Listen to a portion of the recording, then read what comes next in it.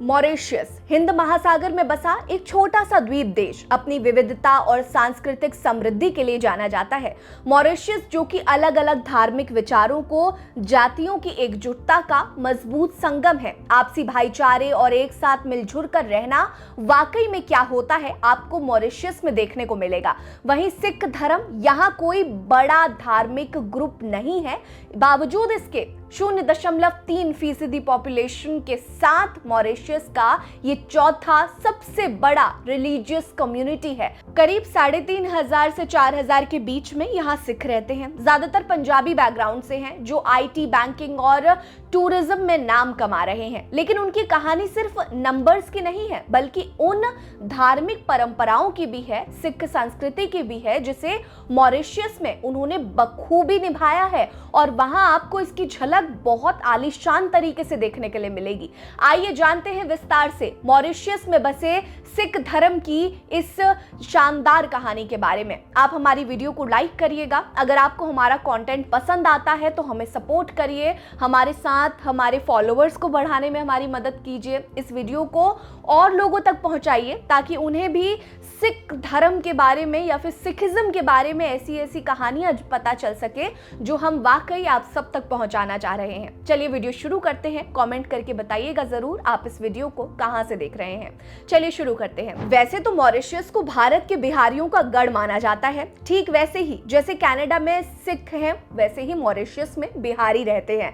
1830 से 1840 के दशक में ब्रिटिश और फ्रेंच ने बिहार, यूपी से लाखों मजदूर लाए चाय, कॉफी प्लांटेशन के लिए, लेकिन उनमें सिख कम ही थे। ज्यादातर हिंदू मुस्लिम बिहारी थे। मॉरिशस की सिख हिस्ट्री 19वीं सदी के बाद शुरू हुई। हालांकि वो मॉरिशस में इंडियन लेबर्स बनकर नहीं आए थे। 19वीं सदी के बाद मॉरिशस अधिकारियों के तौर पर आए थे।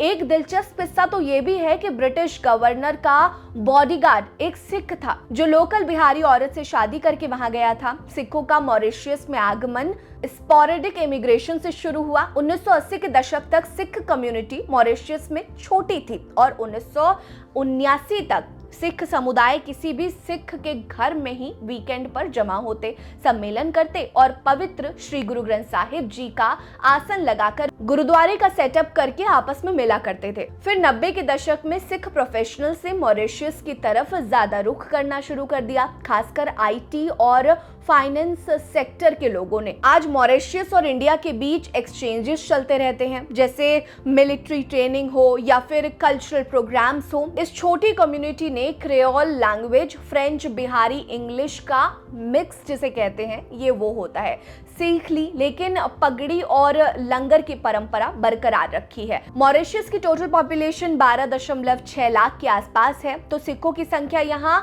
3,500 से 4,000 के बीच में बताई जाती है। यह आंकड़ा आधिकारिक सेंसस से आता है, जहां सिख धर्म चौथा सबसे बड़ा ग्रुप माना जाता है। यहाँ हिंदू 48% हैं, क्रिश्चियन 32% हैं, मुस्लिम 17% हैं और उसके बाद यहाँ पर सबसे ज्यादा सिख हैं।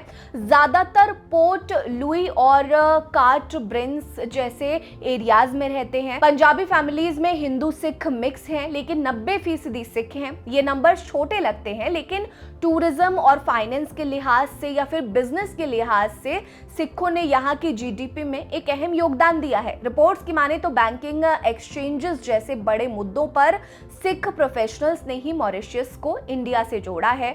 अब मॉरिशस में गुरुद्वारों की अगर बात की जाए तो यहाँ गुरुद्वारों की तादाद ज्यादा नहीं है। मॉरिशस में केवल एक गुरुद्वारा है, गुरुद्वारा श्री गुरु सिंह सभा, जो कम्युनिटी का हार्ट माना जाता है। ये पोर्ट लुई में बाला गैरेज के पास सोजनाक एरिया में स्थित है। छोटा सा डोम वाला स्ट्रक्चर, लेकिन अंदर की वाइब्रेशंस और अंदर की वाइब्स कमाल की हैं।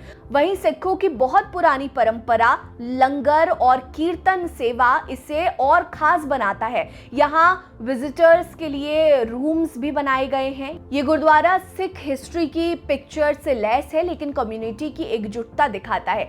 सिख संख्या में कम है, लेकिन बैसाखी और गुरु पर्व जैसे मौकों पर होने वाले अखंड पाठ, नगर कीर्तन सिखों की संस्कृति और परंपरा की मजबूती को दर्शाता है।